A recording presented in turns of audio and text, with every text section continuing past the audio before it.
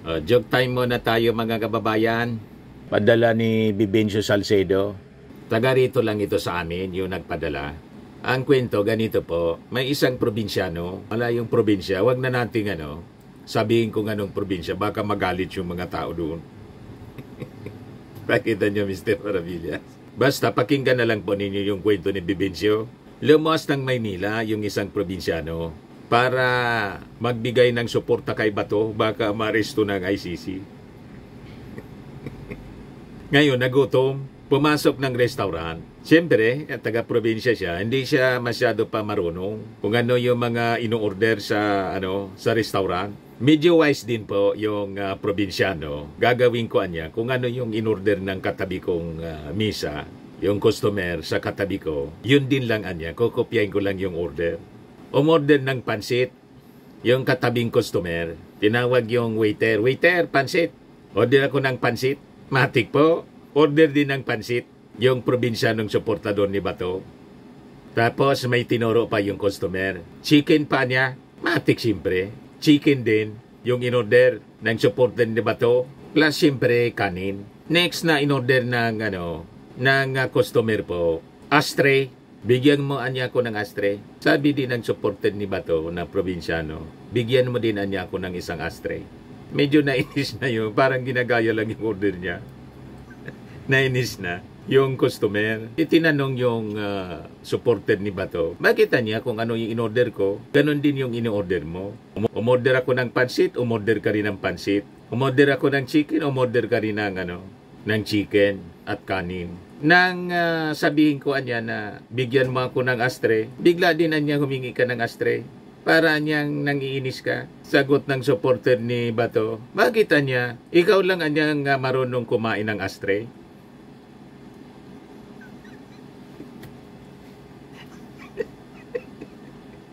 Oo nga naman. Ang akala ng customer, siya lang ang marunong kumain ng ashtray.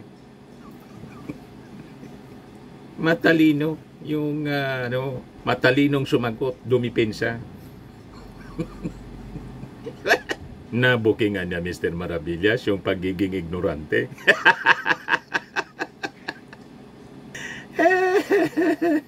Matik na, 200 pesos. Kaya lang ito si ayaw man yata ng 200. Si Bibencio, naliliitan. Badala mo na lang yung GCash mo. Sa'yo namang pang-load pa yan, di ba?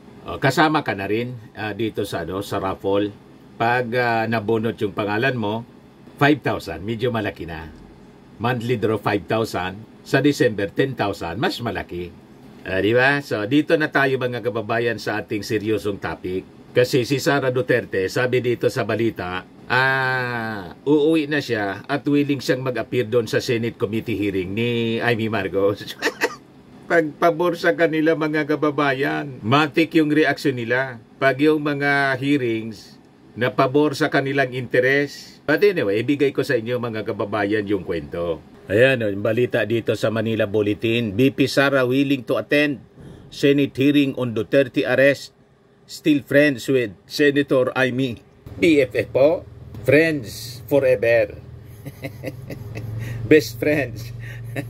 Forever. Pero sabi ni Sara Duterte mga kababayan, dalawang bagay lang anya yan. Pwede anya na nagpaplastikan lang anya kami.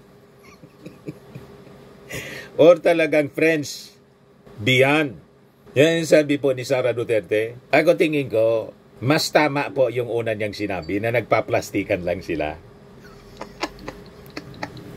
Pati si Amy Marcos, malamang pinaplastik lang mga kababayan sila nito.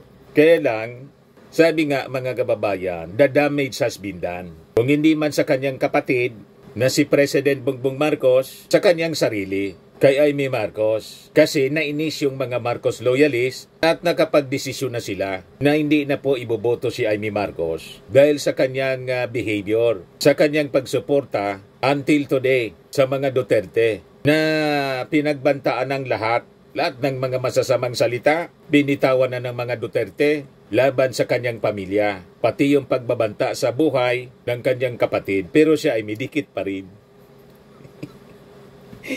O ngayon, sabi rito sa latest na balita, a-attend sa Senate hearing ni Amy Marcos. Nang intensyon, siraan po yung pag-surrender ng ating gobyerno sa Interpol and finally sa ICC. Yan ang persepsyon ng marami. Pero kay Amy po, in aid of legislation ito. At para daw may tama yung mali. Sa kanyang pananaw kasi, mali yung ginawa ng ating administrasyon na isurrender po sa ICC o sa Interpol na nag-request ng serbisyo ng ICC para po maharap sa hustisya. Mali yon kay Amy Marcos. Pero siyempre, alam naman natin po sa general public, ito yung tama. Pinakatamang aksyon to give justice and accountability sa dating Pangulo sa kanya pong ginawa sa war on drugs na ang dami pong nadamay ng mga inosente, kasama po yung mga bata.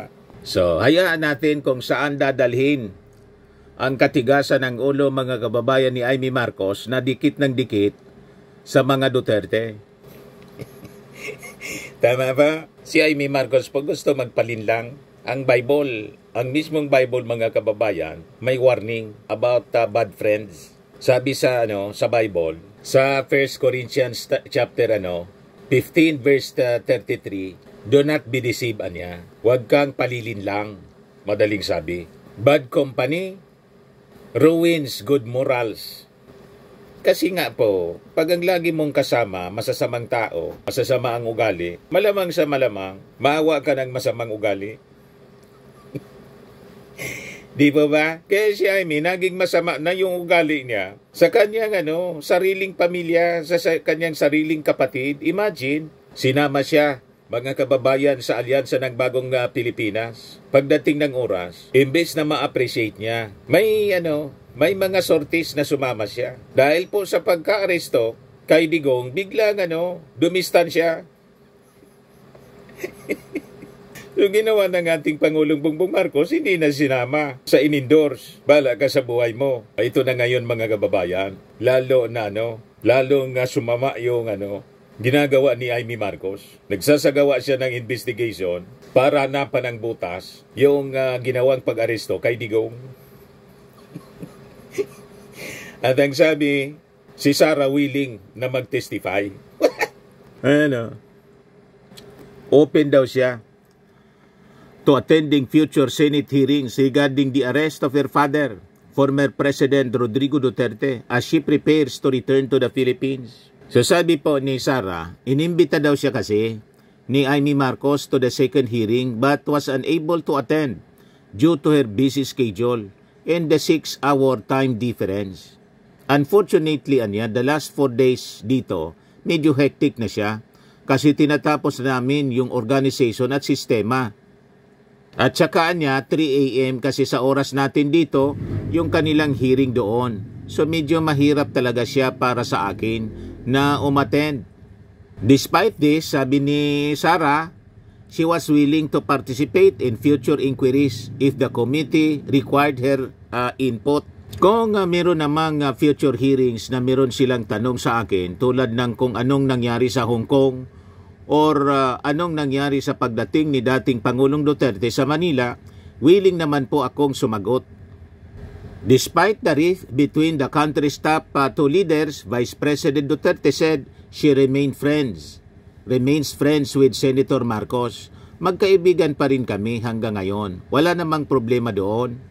I do not know her side but I would like to believe that the friendship is already beyond politics. Dalawa lang yon, it's either nagpaplastikan kami or it's really beyond friendship. Malamang nagpaplastikan lang po. O diba? At nakikita ni magagamit pa rin niya si Senator Marcos, si Amy Marcos, nakikita ni Sarah. O sige lang niya, pwede ako mag-attend.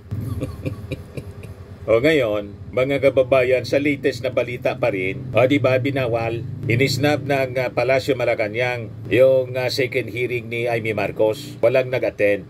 Ngayon, may subpena na pinirmahan. Nagbago yung posisyon ng Palasyo Malacanang. Ang sabi, si DOJ Secretary Remulla, tapos si General Torre,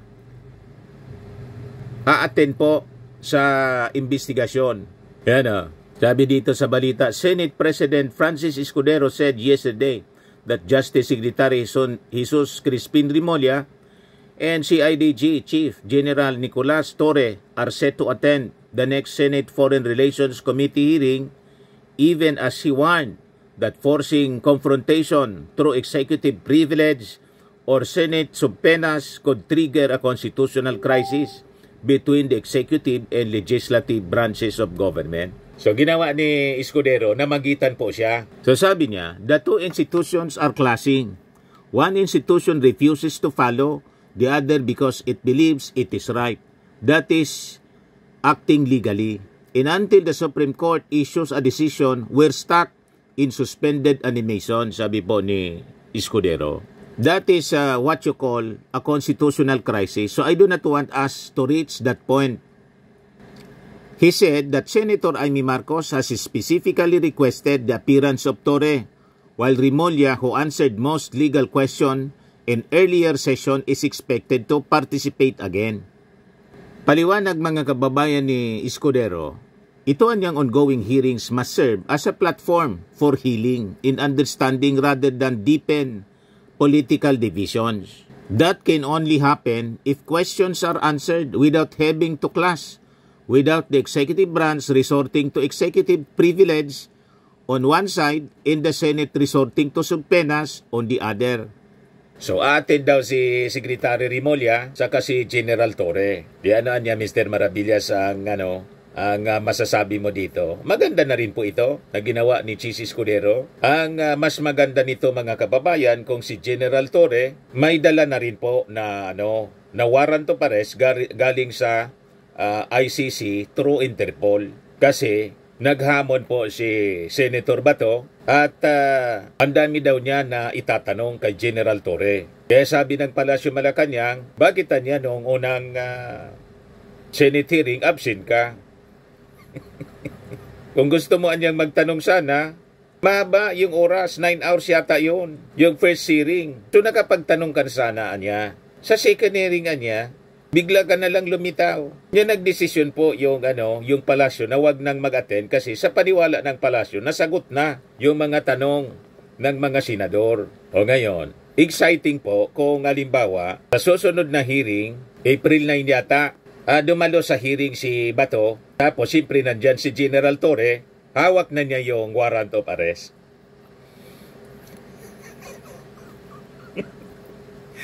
Para naman po, hindi na mahirapan, diretso na sa dahig at may mag-asikaso naman po. Siguro naman nakanda na yung eroplano para mag-asikaso personal kasi pauwi na si Sara, at least may papalit si Bato. Kailan permanente na. Ikawan niya talaga, Mr. Maravillas. Ay, siya man lang yung nagsabi na kawawa daw si, walang nag-asikaso, si dating Pangulong Digong. O ito na yung pagkakataon, sabi ninyo walang iwanan. Eh dapat sama-sama na kayo doon, pati si Bungo. Wala nang uwian. Masarap naman yung buhay doon ng dating Pangulong Digong. O di ba? At para, amanos na.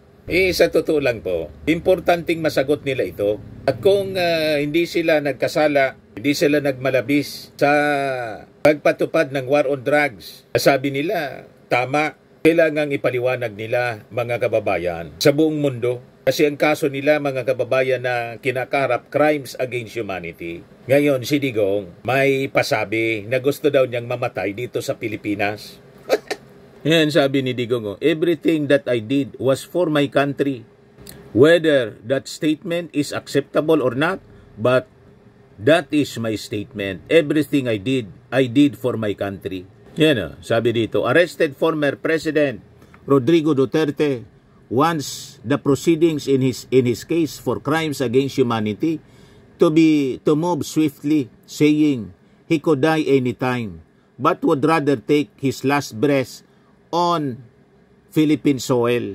Not on your terms. Gusto mong madali yung proceeding sa ICC. Kung ano-anong mga delaying tactics yung ginagawa ng mga abogado ninyo, pati dito sa Pilipinas, may mga petisyon sa Supreme Court. Sabi nga po ng mga legal luminaries, hindi ito magkakatulong. Lalo lang natatagal kasi siyempre may counter actions. yung prosecution. Lahat ng actions ninyo may counter actions. So it will take time. Lalong hahaba yung oras ni Digong dyan sa dahig. Imbes mapadali po yung proceedings na kung madesisyonan ka agad, di makakauwi na siya kung acquitted. Kung hindi siya acquitted, kung ang judgment mga kababayan ay conviction, dyan na po siya mabubulok sa dahig. And sa paniwala mga kababayan ng mga families, deserve ni Digong ang makulong at ang kanyang pagkakulong for life, kulang pa na kabayaran para sa more than 30,000 na mga namatay, hindi dumaan sa due process. At least siya buhay mga kababayan. Pero yung mga nabiktima ng AG case, lahat na po patay. At itong ating programa mga kababayan, atid sa inyo nitong ating mga sponsors. Fairmax Framing and Lifting Cream. Pinapay po sa mga pulses in affected area. Mainam po ito sa mga pains at paninigas ng mga kaso-kasuan. Ito sa mukha naman yung application, anti-aging, Automax po siya. Ito ay Glow 60 mga kababayan. Whitening po siya. Made in South Korea. Ito naman po, Ningxia Red Mix Fruit Drink. Gawa po siya sa goji berry. May anti-cancer properties po siya. At sa mga nagana po ng malinis and spacious fitness gym, pumunta lang po kayo sa aming Colossal Fitness Gym. May Grab car rental din po kami. At bills payment po sa aming office.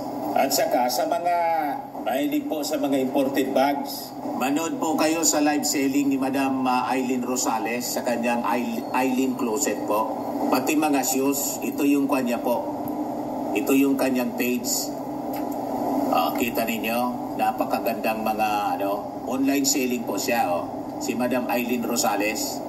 At cellphone number niya po, 773-798-7816.